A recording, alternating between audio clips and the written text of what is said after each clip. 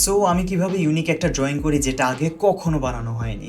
এটার জন্য অ্যাকচুয়ালি আপনার ৩টা এলিমেন্টস দরকার: ইমাজিনেশন, রেফারেন্সেস অ্যান্ড নলেজ।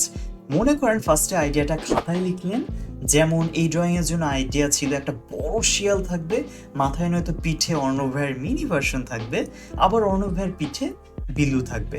এখন এটা ড্রয়িংয়ের জন্য আমার কি কি রেফারেন্স লাগতে পারে সেগুলো ঠিক করতে হবে।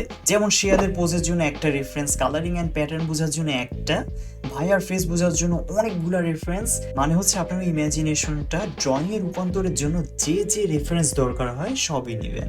হাত আঁকতে পারেন না, হাতের জন্য একটা। পোজ আঁকতে কষ্ট হচ্ছে, নিজের ছবি তুলে একটা পোজ নিলেন। Got the idea, right right. এরপর হচ্ছে knowledge.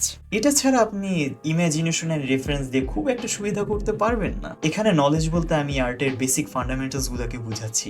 So yeah, after finishing the art work, hits the final result.